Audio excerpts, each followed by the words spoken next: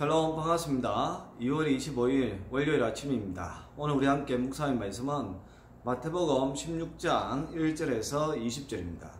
바리새인과 사두개인들이 와서 예수를 시험하여 하늘로부터 오는 표적 보이기를 청하니 예수께서 대답하여 이르시되 너희가 저녁에 하늘이 붉으면 날이 좋겠다 하고 아침에 하늘이 붉고 흐리면 오늘은 날이 굽겠다 하나니 너희가 날씨는 분별할 줄 알면서 시대의 표정은 분별할 수 없느냐. 악하고 음란한 세대가 표적을 구하나 요나의 표적밖에는 보여줄 표적이 없느니라 하시고 그들을 떠나 가시니라. 제자들이 건너편으로 가이세 떡 가져오기를 잊었더니 예수께서 이르시되 삼가 바리새인과 사두개인들의 누룩을 주의하라 하시니 제자들이 서로 논의하여 이르되 우리가 떡을 가져오지 아니하였도다 하거늘 예수께서 하시고 이르시되 믿음이 작은 자들아 어찌 떡이 없으므로 서로 논의하느냐. 너희가 아직도 깨닫지 못하느냐. 떡 5개로 5,000명을 모이고 죽은 것이 몇 바구니며 떡 7개로 4,000명을 모이고 죽은 것이 몇 강줄이었는지를 기억하지 못하느냐. 어찌 내 말한 것이 떡에 관함이 아닌 줄을 깨닫지 못하느냐. 오직 바리새인과 사두개인들의 누룩을 주의하라 하시니 그제서야 제자들이 떡의 누룩이 아니요 바리새인과 사두개인들의 교훈을 삼가라고 말씀하신 줄을 깨달으니라. 예수께서 빌립보 가이사랴 지방에 이르러 제자들에게 물어 이르시되 사람들이 인자를 누구라 하느냐. 이르되 들으는 세례 요한, 들으는 엘리야, 어떤 이는 예레미야나 선지자 중에 하나라 하나이다. 이르시되 너희는 나를 누구라 하느냐. 시몬 베드로가 대답하여 이르되 주는 그리스도시요 살아계신 하나님의 아들이시니라. 예수께서 대답하여 이르시되 바요라 시몬아 네가 복이 있도다. 이를 너에게 알게 하니는 혈육이 아니요 하늘에 계신 내 아버지시니라. 또 내가 너에게 이르노니 너는 베드로라. 내가 이 반석 위에 내 교회를 세우리니 엄부의 권세가 이기지 못하리라. 내가 천국 열쇠를 너에게 주리니 네가 땅에서 무엇이든지 매면 하늘에서도 매일 것이요 네가 땅에서 무엇이든지 풀면 하늘에서도 풀리라 하시고 이에 제자들에게 경고하사 자기가 그리스도인 것을 아무에게도 이르지 말라 하시니라. 아멘. 예수님께서 복음을 전하고 있을 때에 바리새인과 사두개인들이 예수님에게 찾아와서 표적 보여달라고 청했습니다. 그때 이제 예수님께서 말씀하시기를 너희가 저녁에 하늘이 붉으면 날이 좋겠다고 아침에 하늘이 붉고 흐리면 오늘은 날이 굽겠다라니 너희가 날씨는 분별할 줄 알면서 왜 시대의 표적은 분별할 수 없느냐라고 하셨습니다. 그 유대인들은 그 하루의 그 시작이 일몰 때부터 시작이 됩니다. 그러니까 이제 예수님께서 말씀하시기를 저녁 그 항온이 질 때 그때 하늘이 이제 노을이 이제 지면 구름이 없으니까 검은 아니 아주 호란 노을이 들이오게 될 텐데 그것을 보면 그 날씨가 참 좋겠구나. 그렇게 이제 사람들이 다 알 수가 있는 것이죠. 그런데 그런 이제 이 하늘의 현상을 보면서 날씨는 분별할 줄 알면서 그 시대의 표정은 분별을 못한다고 합니다. 이게 무슨 말이냐면 우리가 이전에 본 것처럼 그 세례 요한도 감옥에 갇혀 있을 때에 자기가 정말 기다리고 있는 그 메시아가 예수님인지 궁금해서 제자들을 보내었습니다. 정말 당신이 우리가 기다리고 있는 메시아 그분이 맞습니까? 라고 했을 때에 예수님이 그 세례 요한의 제자에게 이야기했죠. 너희가 세례 요한에 가서 맹인이 보고 안전뱅이가 일어서서 걸어다니고 그리고 또한 귀신이 쫓겨나는 것을 보지 아니하였느냐. 그러한 일들이 일어나고 있다라고 너 스승인 세례 요한에게 전해주어라 라고 한 겁니다. 비록 세례 요한은 감옥에 갇혀 있었으니까 예수님께서 행하신 많은 표적을 못 보았을 수도 있지만 그러나 제자들이 하는 그 말을 듣고서 세례 요한은 감옥 안에서 다시 아마 예수님을 구주로 인정을 했을 것입니다. 반면에 이제 바리새인과 서기관들은 늘 예수님을 따라다니면서 그 예수님에게 일어났던 많은 예수님이 행하였던 그러한 기적들을 그들이 직접 목도하고 또 그 기적을 체험한 사람들을 그들이 직접 만났음에도 불구하고 또다시 예수님에게 찾아와 가지고 그 하늘로부터 오는 표적을 좀 보여주십시오 라고 이제 이야기를 이제는 하니까 예수님이 답답해서 하는 소리입니다. 그 사람들을 보고서 너희가 어떻게 하늘이 붉으면 날이 좋겠다 하고 또 반대로 하늘이 붉고 흐리면 오늘은 날이 붓겠다 하나니 너희는 날씨는 그렇게 분별하면서 왜 시대의 표정은 분별할 수 없느냐. 너희가 많이 보고 들었을 텐데 뭘 계속해서 보여달라고 하느냐. 그래서 이제 예수님께서 내가 너희들에게 이 악하고 엄란한 세대가 표적을 구하는데 너희들에게 이제 보여줄 수 있는 표적은 요나의 표적밖에 없다 라고 이제 말씀하셨습니다. 요나의 표적은 뭡니까? 바로 예수님의 부활을 의미하는 것입니다. 요나가 물고기 뱃속에 들어갔다가 3일 만에 이제 그 물고기가 다시 토하에서 밖으로 나온 것처럼 예수님께서 이제 십자가를 지시고 무덤 속에 들어가셨다가 3일 만에 부활할 거 이 표적밖에 없다라고 하는 겁니다. 어쩌면 근데 이 표적이 모든 표적의 기결이라고 볼 수가 있고 완성이라고 볼 수가 있는 것이죠. 그러니까 예수님께서 이 말씀을 하신 다음에 바리새인과 사두개인이 있는 곳을 떠나서 이제 다른 곳으로 가게 됩니다.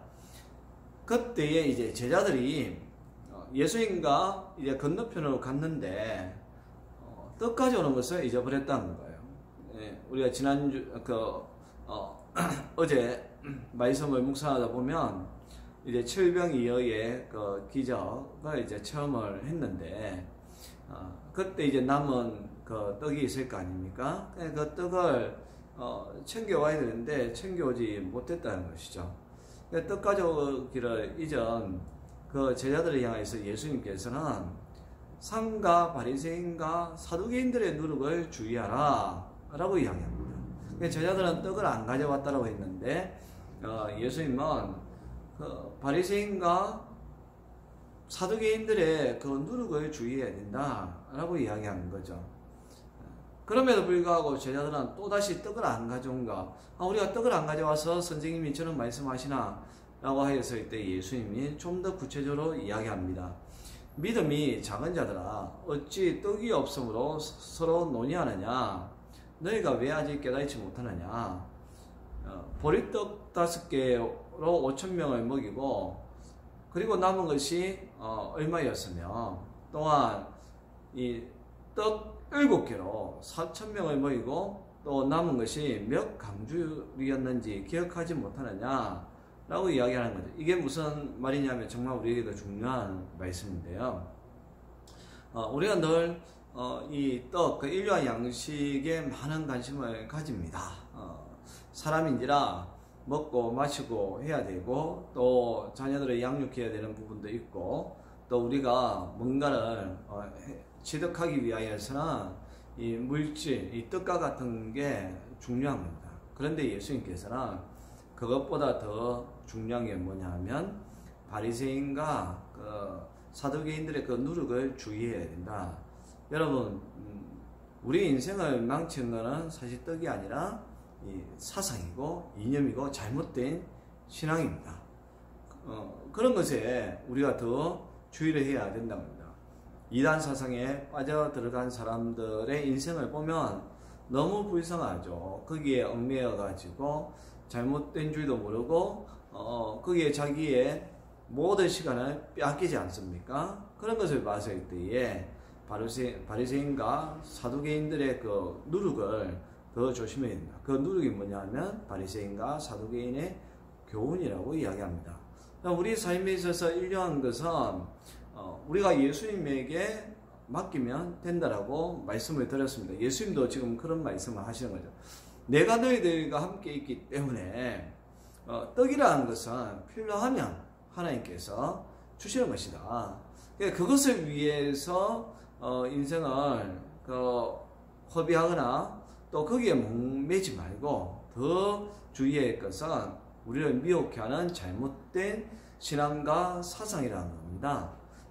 또 반대로 이야기하면 저와 여러분들은 바리새인과 사두개인의 그 누룩, 그 교훈이 아니라 오직 그 참되신 예수님의 말씀을 우리가 따라가는 사람, 또 그 말씀을 인류와 양식으로 매일매일 섭취하는 그런 신앙생활을 해야 한다는 것이죠.